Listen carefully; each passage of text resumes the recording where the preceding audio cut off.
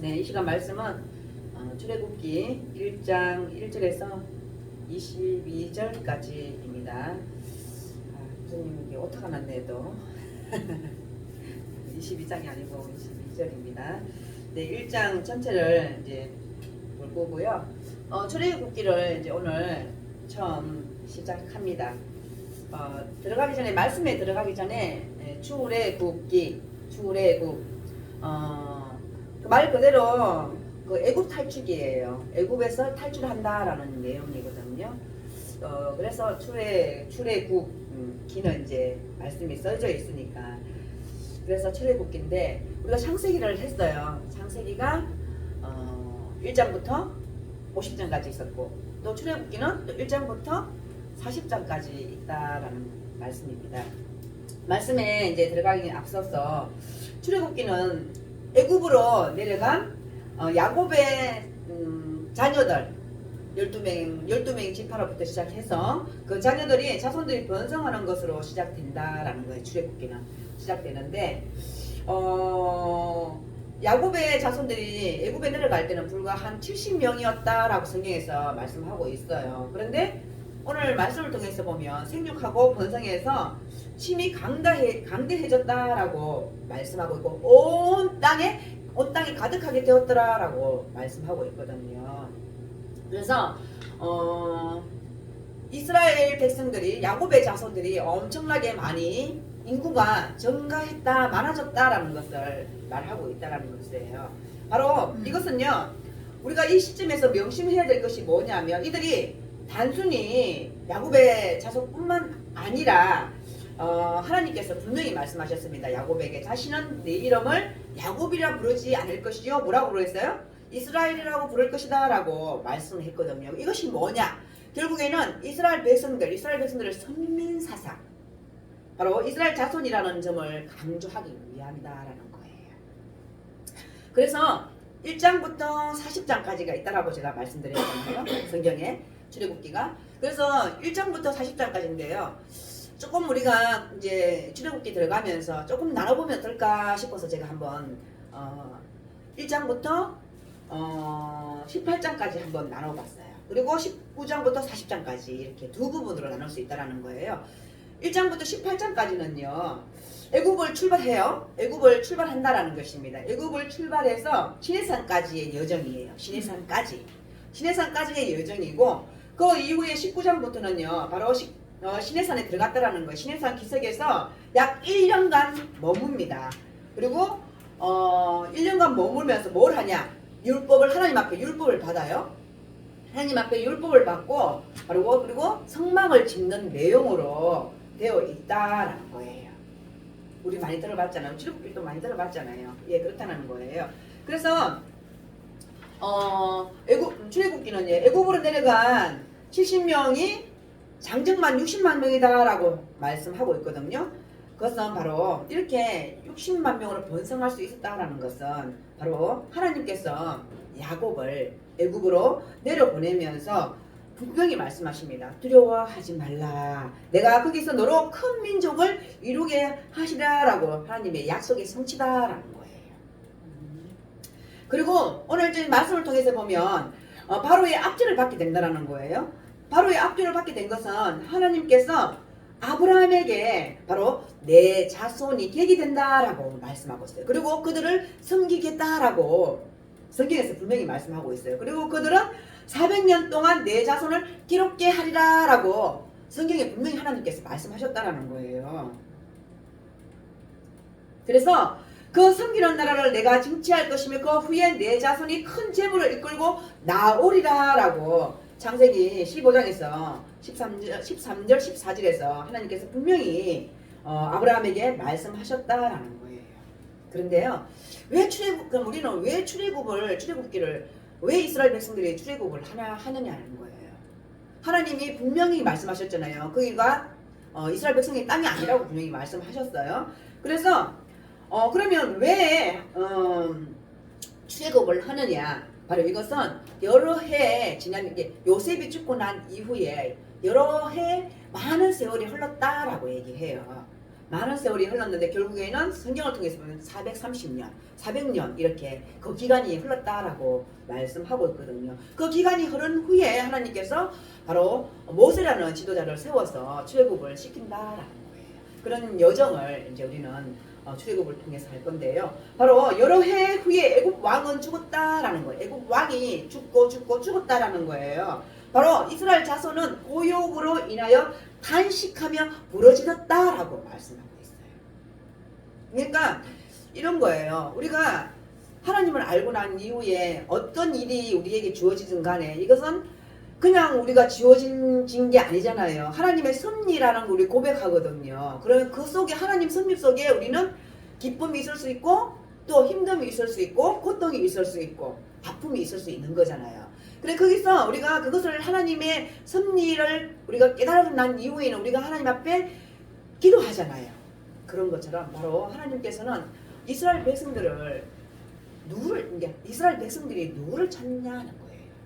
바로 하나님께서 아브라함을 통해서 이삭을 통해서 야곱을 통해서 요셉을 통해서 하나님께서 약속하신 그 언약 약속을 바로 성취하기 위함이다라는 거예요. 그때는 한 가정이었지만 한 가정을 통해서 하나님께서 이루어졌지만 계획이 이루어졌지만 지금은 이스라엘이라는 큰 민족 선민 사상이 바로 여기서부터 출발한다라는 겁니다.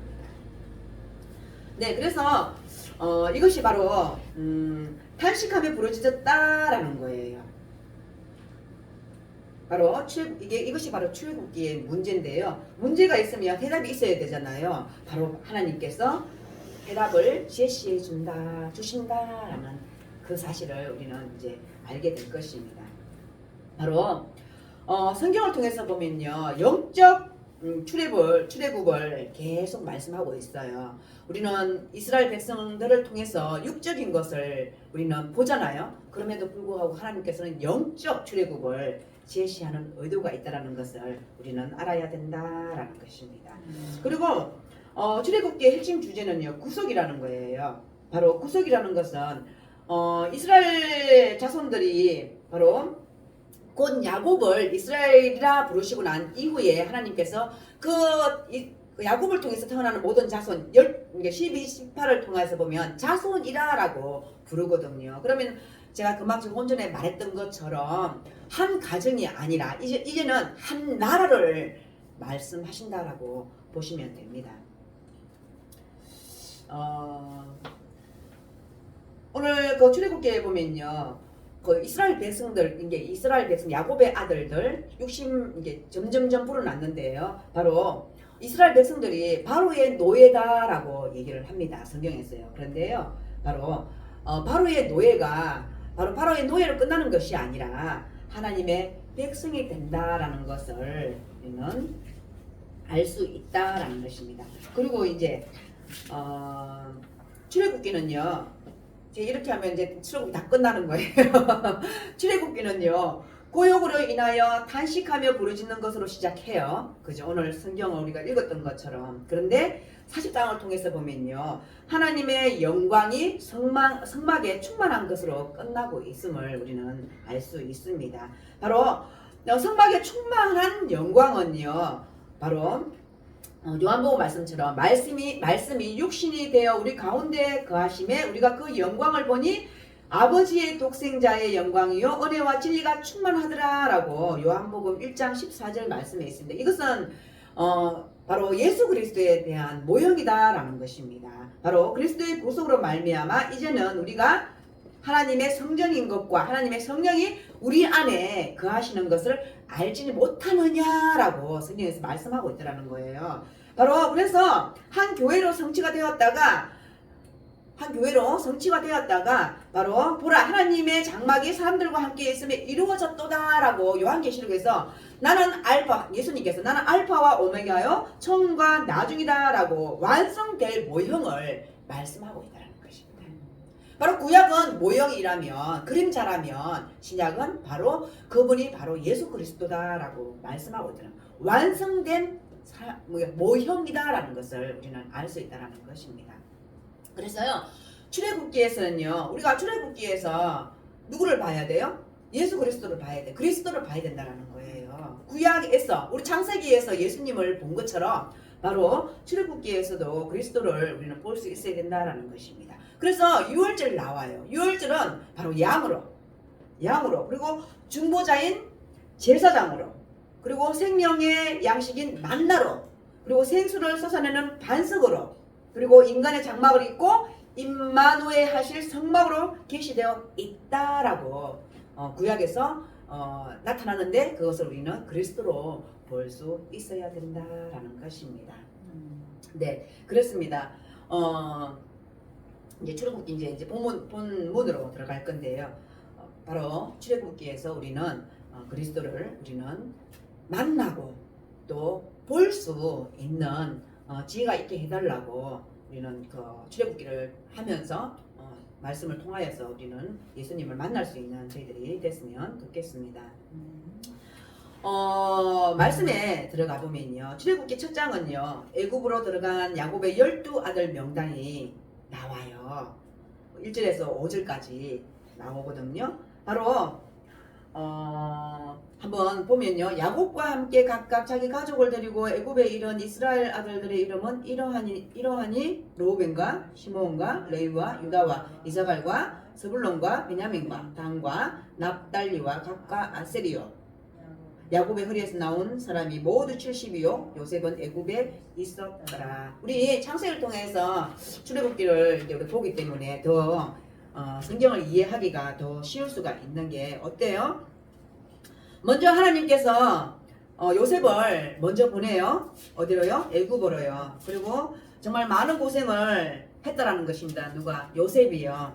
그런데 어쨌든 하나님의 은혜로 그 총리가 되었다라는 거예요. 그리고 지혜를 주셔서 어쨌든 바로 왕의 눈에 띄어서 총리가 되었는데 바로 하나님께서 그렇게 계획을 하셨다라고 요셉이 고백을 합니다. 그리고 요셉은 그 애굽에 있었고 지금 5절을 통해서 보면 있었고 그 가족들이 애굽으로 내려온다라는 거예요. 요셉을 만나기 위해서. 그 과정들은 다 아시잖아요. 우리가 창세기를 통해서 보면요. 결과는 뭐예요? 기근이 들었다라는 거예요. 기근이 그 가나안 땅에만 들었나요? 아니요. 모든 나라에 기근이 들었다라고 말했어요. 그래서 먹을 것이 없어서 결국에는 애굽으로 내려온 거예요. 내려와서 총리인 요셉을 만나게 되고 그리고 아버지를 만나게 되고 그리고 17년이라는 그 기간 동안 고센 땅에서 아주 평화롭게 살았다라고 야곱이 그렇게 고백했다라는 것입니다. 예, 그렇습니다. 그 창세기 말씀과 같이 똑같이 이렇게 12아들을 이렇게 나열했다라는 거예요. 그리고 시작하는 거예요. 12아들을 통해서 이제 출애굽기가 시작되었다라는 거예요. 그래서 그렇게 됐고 그 다음에 첫째 르우벤 그리고 쭉쭉쭉 이렇게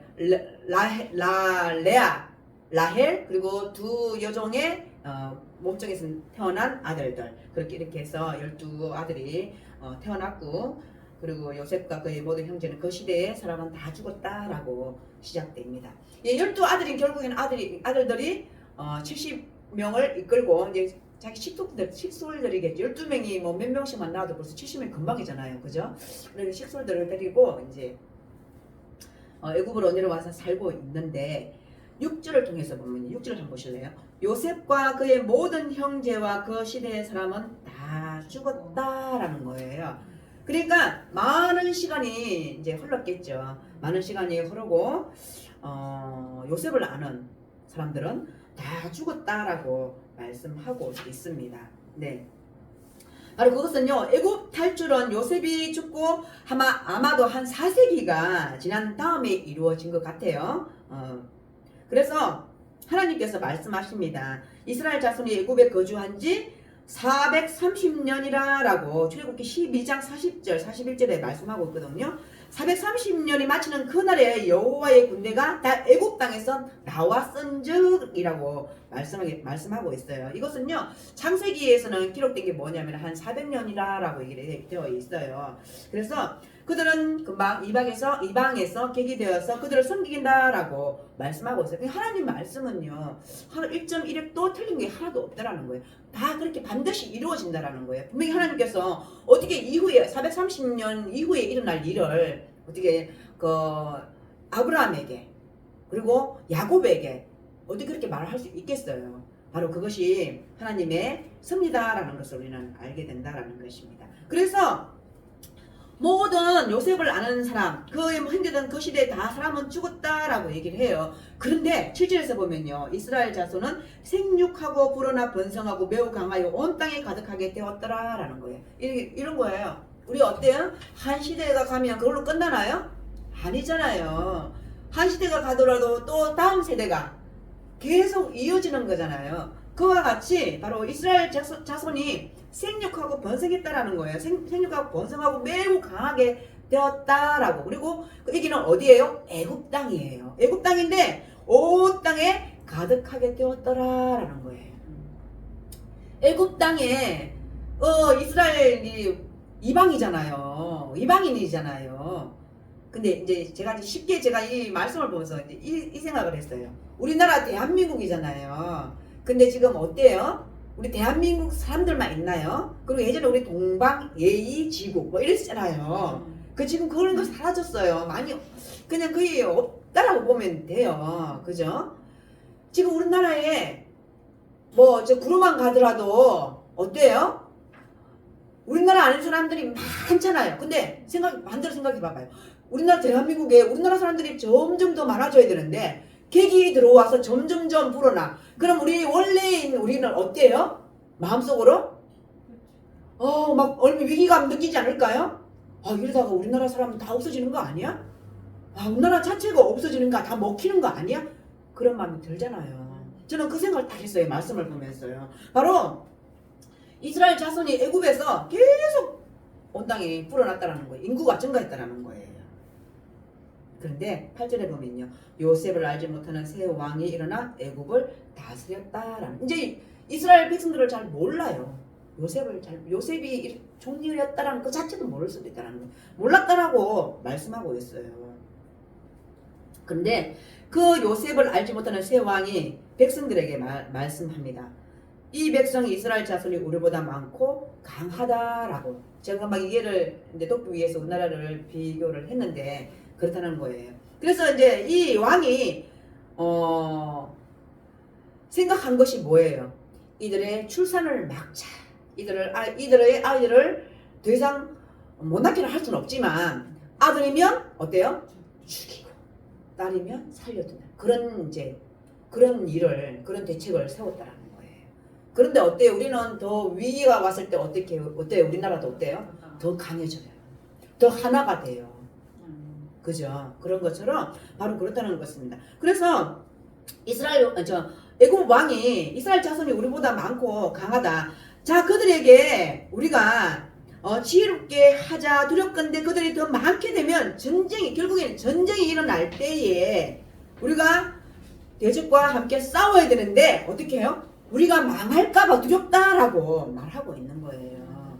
맞아요. 우리가 성경대로 정말 살아가야 되는 게 맞는 게 뭐냐면요. 요즘에 이제 젊은 청년들 또 뭐 아니면 이미 결혼한 사람들도 그렇고 보면은 저는 뭐 그게 나쁘다 뭐 좋다 그 얘기를 하려고 하는 게 아니고요. 자녀들을 안 낳는 분들이 의외로 참 많더라고요. 그래서 제가 이제 어느 분하고 뭔 얘기를 하는데 그분도 이제 자녀를 결혼을 시켜야 되는 이제 어쨌든 그런 가운데 계시더라고요. 그러면서 그분이 하시는 말씀이 그래도 이제 나이가 많은가 봐요. 그래도 자녀를 낳아야겠죠? 이러더라고요. 그래서 제가 웃으면서 자녀를 안 낳는 것은 하나님의 방법이 아니잖아요. 내가 이제 그랬어요. 그랬더니 웃으면서 맞아요 이러더라고요. 맞습니다. 우리가요 성경대로 우리가 정말 100% 살아갈 수는 없지만 성경대로 살려고 하잖아요. 우리 지금 인구가 없어가지고 걱정하잖아요. 근데 그래도 올해는 조금 출산이 좀 있었대요. 출산이 조금 증가했다고 하더라고요. 작년보다 재작년보다는. 그래서 어떻게 보면 이런 걸 우리가 고민을 할 필요가 사실은 없는 건데 고민을 하는 거잖아요. 그죠? 그렇습니다. 바로 애굽 왕이 두려워하는 것은 바로 사람이라는 거예요. 불어나는, 늘어나는, 증가하는 그 사람을 두렵다라는 거예요. 왜? 어떠한 지금 애굽 땅에 살고 있는 이스라엘 백성들이 점점점 많아지면 이 나라를 먹을까? 애굽 땅을 먹을까 걱정하고 있다는 거예요. 마찬가지로 우리도 걱정해야 돼요. 우리도 고민해야 돼요. 우리도 우리 대한민국을 위해서 기도해야 된다는 것입니다. 네, 그래서 이제 그렇게 이제 인구를 줄이려는 이스라엘 백성들의 인구를 줄이려는 그런 대책을 마련하는데요. 어떻게 해요? 힘들게 육체가 힘들면 모든 것이 힘들어요. 그죠? 육체를 힘들게 한다는 거예요. 바로 감독들을 그들 위해 세우고 그들에게 무거운 짐을 지워 괴롭게 하여 그들에게 바로를 위하여 국고성, 이게 비돔과 람셋이 바로 국고성이라고 생각하시면 돼요. 지금 국고성 얘기를 했는데요. 건축하게 하자라는 거예요. 그 나라의 성을 쌓으라고 일을 시킨다라는 거예요.